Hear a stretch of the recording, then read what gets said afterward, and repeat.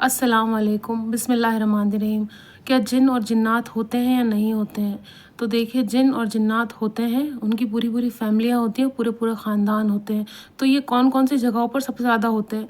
बहुत सारे लोग अनजान हैं इस चीज़ के बारे में, उनको नहीं पता चलता है कि जिन्नात होते कहाँ हैं। बहुत सारे लोग नहीं जानते, मैं भी नहीं जानती थी कि जिन्नात होते कहाँ कहाँ हैं। उसके बाद मैंने इसके बारे में बहुत कुछ पढ़ा।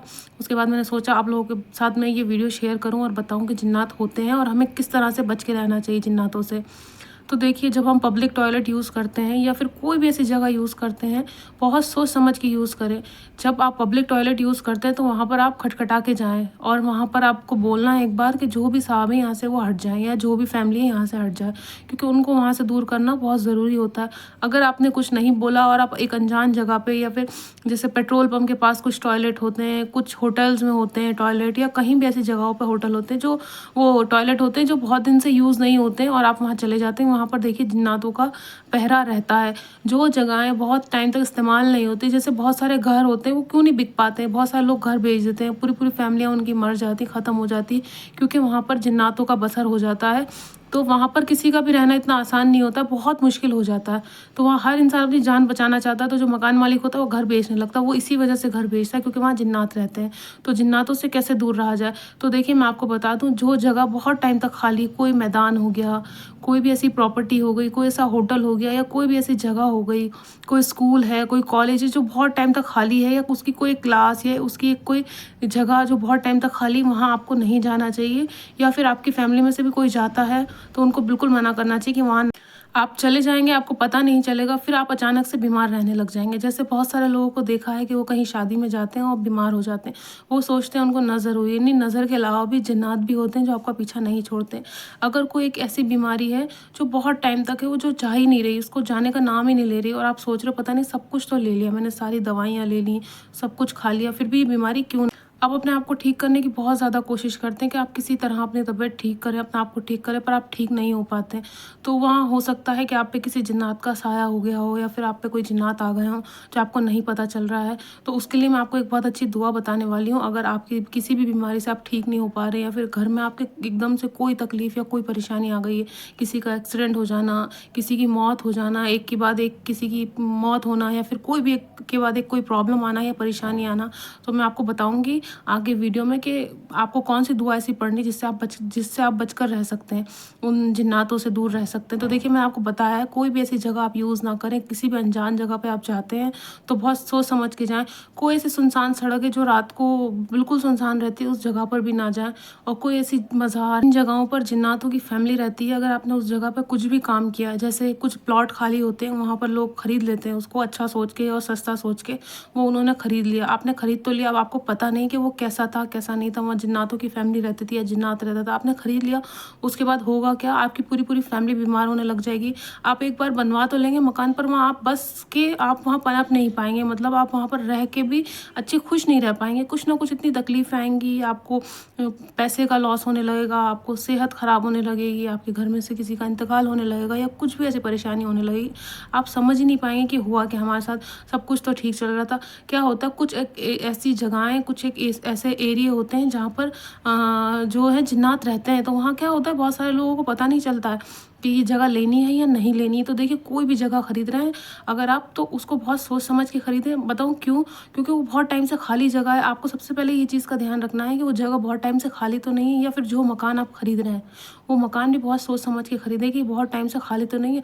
और अगर आप किसी अनजान जगह पे वैसे ही जा रहे हैं, घूमने के हिसाब से जा रहे हैं, किसी ने आपको बुलाया है, दावत पे जा रहे हैं, किसी भी तरह से जा रहे हैं, जैसे बहुत सारे लोग अनजान जगह पे पिकनिक मनाने चले जाते हैं, फिर वो आते हैं तो वो बीमार हो जाते हैं, वो ठीक नहीं हो पाते हैं।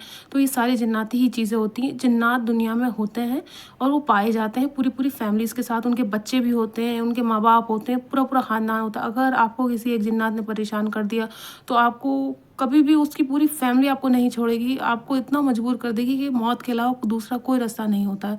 जिन्नात इतने ख़तरनाक होते हैं कि वो सिर्फ़ आपको मौत तक ही लेके जा सकते हैं, उसके अलावा आपको उनसे कोई नहीं छुड़वा। अगर आपको किसी ने कपड़े दिए, किसी अनजान इंसान ने, किसी जान पहचान वाले इंसान ने, तो वो कपड़े एकदम से ना पहने, क्योंकि हो सकता है वो कपड़े बहुत दिन तक अलमारी में पड़े रहे हों, क्योंकि जो कपड़े ऐसे ही रखे रहते हैं बहुत टाइम तक और उसको एकदम से पहना जाता है तो इंसान बीमार होने लगता है। हो सकता है वो कपड़े जिन्नातों ने इस्तेमाल किए हैं, उनके किसी फैमिली मेम्बर ने इस्तेमाल किए हों। तो बहुत ज़्यादा ध्यान रखें इन छोटी छोटी चीज़ों का। बहुत टाइम तक जो चीज़ें रखी रहती है ना घर में, जैसे एक कमरा है वो बंद पड़ा है बहुत टाइम तक, उसमें खंडर की तरह है, तो उसको सडनली लोग जाके इस्तेमाल करने लगते हैं उस कमरे को, बिना दुआ पढ़े, बिना कुछ करे, बिना सोचे समझे उस चीज़ को इस्तेमाल करने लगती है। उन वहाँ पर जो कमरे में चीज़ें रखी, जैसे बिस्तर है, वहाँ के कपड़े हैं, या वहाँ कोई भी चीज़, अगर आप कहीं बाहर जाते हैं बहुत टाइम के लिए और फिर एकदम से आके आप उस जगह पे रहने लगते हैं दोबारा से, तो आप नहीं रह पाते, आपको कुछ ना कुछ परेशानी का सामना करना पड़ता है। वो चीज़ आपने नोट की होगी कि आप एकदम से आए और मतलब आपने सोचा अब तो सब ठीक है, हम साफ़ सफाई करेंगे और हम रहने लग जाएंगे, तो वो चीज़ ना करें। वहाँ पर आप चाहें तो पहले कुरान खानी करवाएं। कुरान खानी करवाना बहुत ज़रूरी। अगर आप कुरान खानी नहीं करवा सकते हैं तो देखिए वहाँ पर रोज़ सुबह और शाम 40-40 बार आयतल कुर्सी पढ़ें उस जगह पे, और पढ़ के फूकें, और हो सके तो पानी में फूक दें उसको, आयतल कुर्सी को, और चारों कोने पे डालें, है ना। ऐसा आपको 40 दिन तक करना है, तभी जिन्नात जाएंगे, वरना जिन्नात आपके घर का पीछा या फिर आपका पीछा कभी नहीं छोड़ेंगे।